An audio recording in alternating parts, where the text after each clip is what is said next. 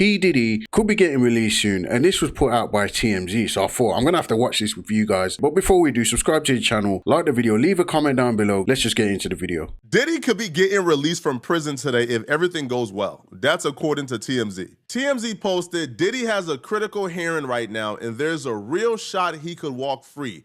And here's exactly why. Diddy's attorneys and the state is back in court today making oral arguments.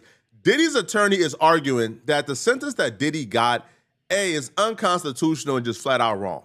They're claiming nobody in the history of what Diddy has gotten convicted of has gotten a sentence as harsh as Diddy got. Well, Diddy was sentenced to 4 years, which I think is a very short sentence considering all the charges that he was facing. His actual release date is scheduled on April the 15th, 2028, so it looks like he'll be home soon. So it'll be interesting to see why they think that Diddy got a harsh sentence in terms of everything that he was actually being charged for. If anything, I'd say it was shocking the short amount of time that he got, considering the big deal that was made out of his whole case. But let's just continue. And when the judge gave the sentence to Diddy, the contributing factor to why they gave Diddy as long of a sentence that he got for violating the Mann Act is they said that Diddy forced these women into doing these things and coerced these women into doing these things. The problem with that is if Diddy forced them and coerced them into doing these things and violating the Mann Act, then that would be trafficking. Diddy was found not guilty of trafficking. And when the jury came back with their deliberation, the jury says not guilty to force, not guilty to coercion, but it did find Diddy guilty of transporting, right, like egg workers, okay? So his attorney is saying if the jury is saying that Diddy didn't force these women nor coerce these women, why would the judge then sentence Diddy to a sentence this long that's really unusual based on the factors that he believed that Diddy forced and coerced these women? If he forced and coerced them, it'll be trafficking. Now, a lot of people who is analyzing this and giving their opinion on this is saying Diddy has a really good argument to get out of jail early, maybe today. Well, I saw this video earlier and I didn't watch it until now, and at the time that I'm watching it, I don't think that Diddy's actually been released today. Yeah, I don't actually see any news that suggests he has been released, so I guess maybe he hasn't been released. Maybe he could be released tomorrow, or maybe he just doesn't get released at all. I think that's the most likely scenario, to be honest. There is a good chance that Diddy could be eating dinner at his home tonight, a free man. And that's because an appeals court is now hearing the review of the trial in which Diddy was convicted of violating the Mann Act.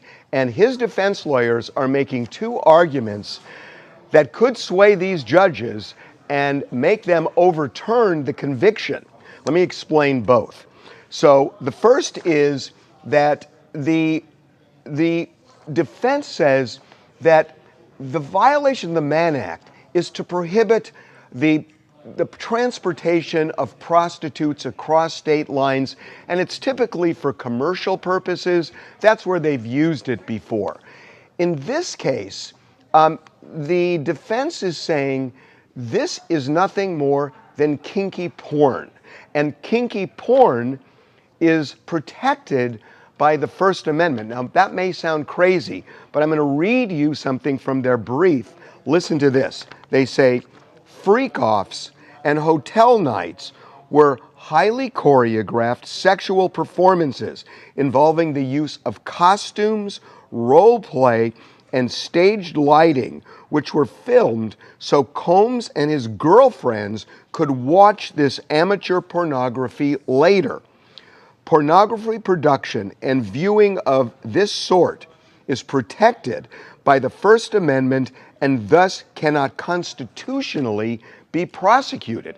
So what they're saying is, look, if you want to use the Mann Act to prosecute people who are moving prostitutes across state lines for commercial transactions, which again is what it's usually used for, that's one thing. But here, there's no commercial purpose. Diddy lost money. He ended up paying the prostitutes. The films were never distributed to anybody.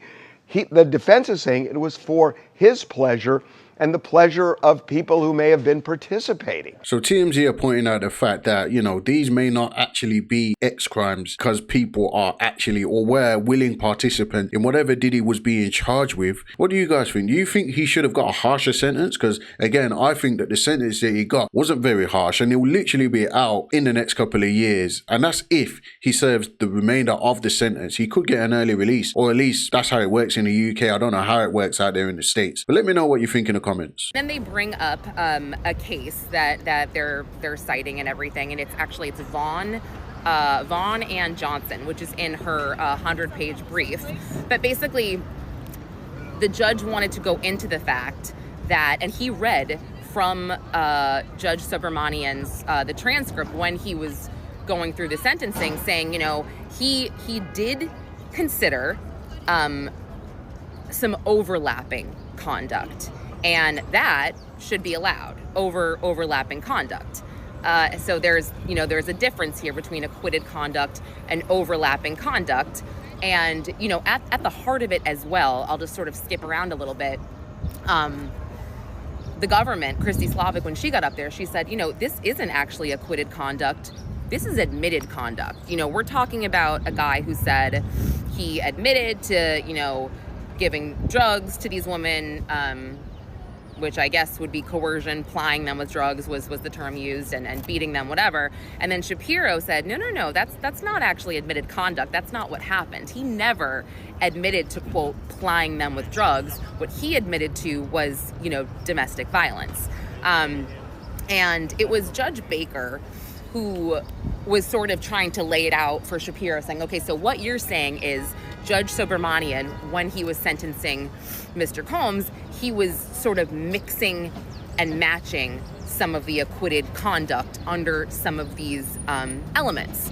And she said, yes, that's what he was doing.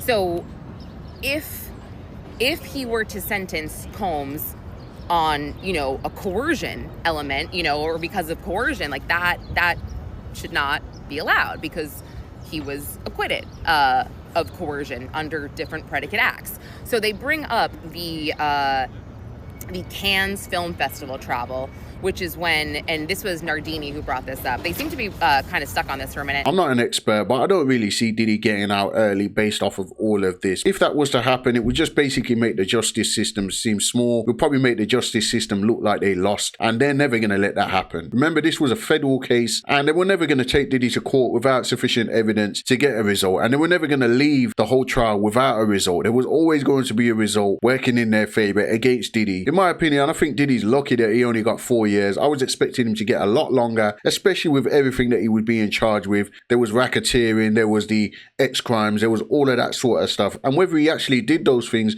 that still remains a mystery, because ultimately it's about what you can prove in court. And there wasn't enough evidence to get him done on all those other things. But it'll be interesting to see what his career looks like when he gets out, if he's got a career at all. He's actually a record label executive, so a lot of artists' careers depend on him. I don't think just because he went to jail that his business will cease to exist. I don't think this is a career-ending blow, but in terms of his public image, there will probably be a lasting effect as a result of his sentencing and his trial as a whole. Leave a comment down below, subscribe to the channel, like the video, and I'll see you next time.